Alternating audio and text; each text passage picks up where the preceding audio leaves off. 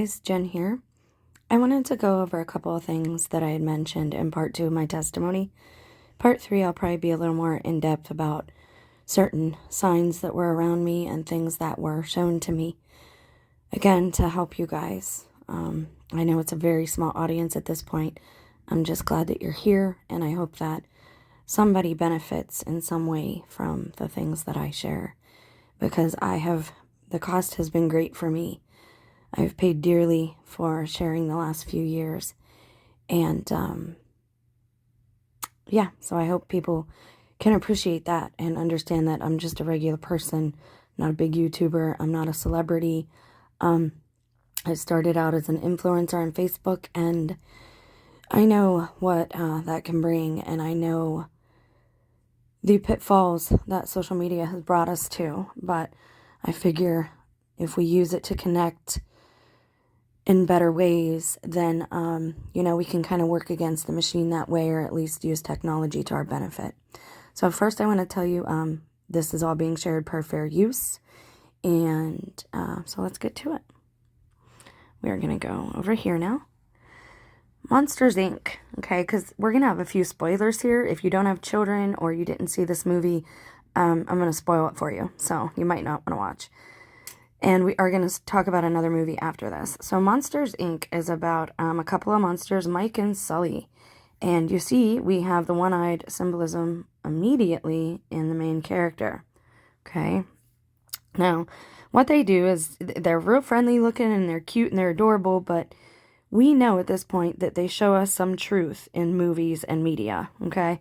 There is no truth in the news or those types of broadcasts. I believe those are control aspects and entirely made of propaganda at this point to control the masses. And I don't want you to be a part of that.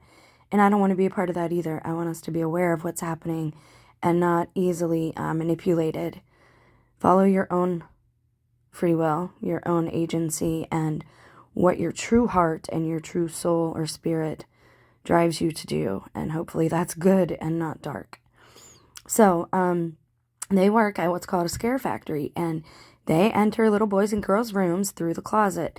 Closets are mentioned all the time, and in the Bible, it says to take your prayers into your prayer closet, meaning to talk to God alone on your own. Don't do, prayer and stuff like that just in public where you can be seen and your good works are seen, but reach out in private too when you think no one is watching.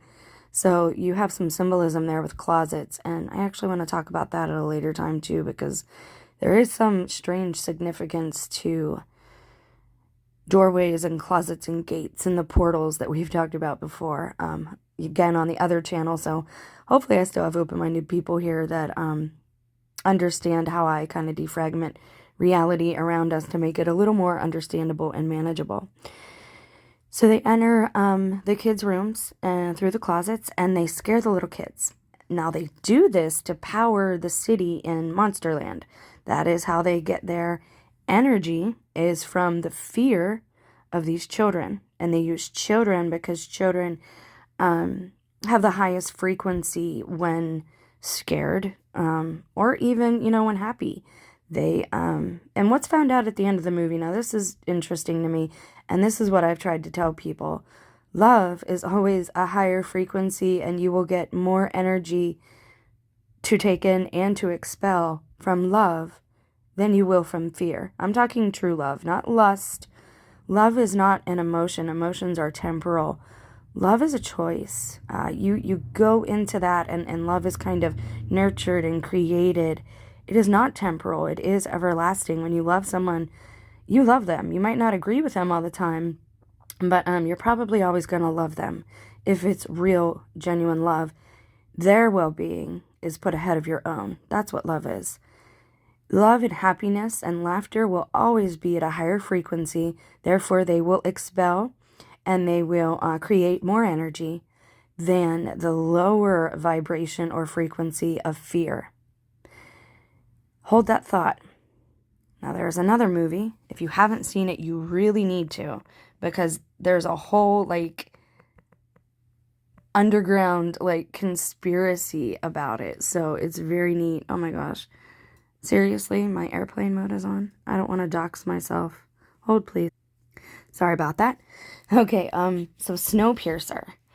This is from 2013. I didn't realize it was that old, but there's this whole underground thing about Snowpiercer. If you type it into YouTube, you'll find out what I'm talking about. It's an amazing movie with a lot of truth, a lot of tells in it about society and factions and manipulation of the masses to pit them against each other so that they don't come after the ones who are truly responsible for their hardship, suffering, and pain, the elitists who are in the same environment as them, okay? So they are manipulated to stay down, stay low, and to do as they're told and to be controlled. Now, the Snowpiercer is a train. It is a train that goes on and on and on throughout the cold, and they pretty much worship the guy who invented it because allegedly he saved humanity from extinction. What they don't understand and what they don't know is why the children of the lower class are always going missing, much like missing 411, much like the missing children. 600,000 allegedly go missing a year in America alone. That is unacceptable. And, you know, there's a price to pay for that. There's a balance that needs to be met in this world. And this is why we're seeing so much hardship. This is why we're seeing so much darkness, because we're not holding people accountable for the things that they are doing to the weak in our society. Sorry, Sammy's dreaming and he's kind of talking in his sleep. So what is found out at the end is that the engine room is such a small mass, and to keep the engine going, somebody has to be on pretty much a bicycle, running things, pushing buttons, pedaling nonstop. And it is a child. It is a child has to do it because they're the smallest. I believe this is true. I believe this and what's in Monsters, Inc. is true. I believe that they get us into a high state of fear or even agitation so that we're moved to aggression against each other.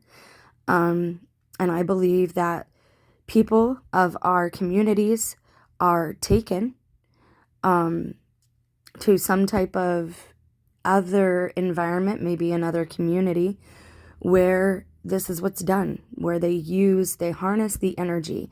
I believe human beings are the conductors, and I don't think they can run this place without us. Then they turn around and they charge us for utilities when there shouldn't be a cost at all.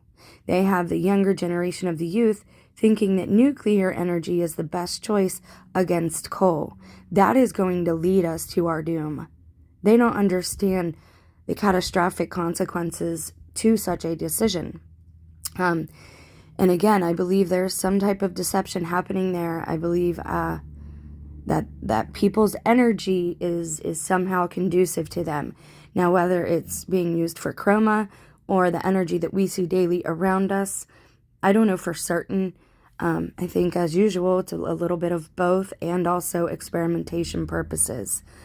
Just look into all the underground bases and at places like Archuleta, La Mesa in New Mexico. There are all these MyLab theories and places that you can look up that do exist.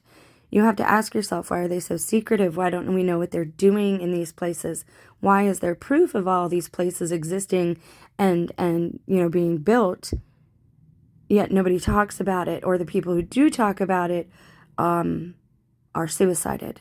So, I realize that there's a cost to doing this. There's a cost to speaking truth in this life, and I hope that everyone appreciates that fact. And again, the only reason I deleted things was to start fresh and to take things a little bit by bit and from a couple of different perspectives to maybe reach another audience. And I don't know how much time we have. These things are already in full swing. They are separating us, isolating us, and picking us off purposely. They are telling people that they have to separate from their family if they don't have the same beliefs and faith.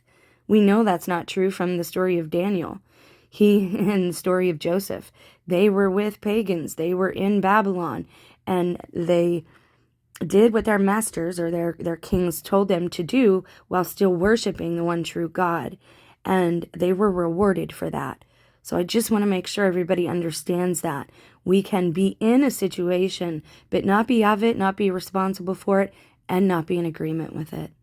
I love you guys. There will be more soon. I hope this made sense, and I hope people start digging and doing their own research.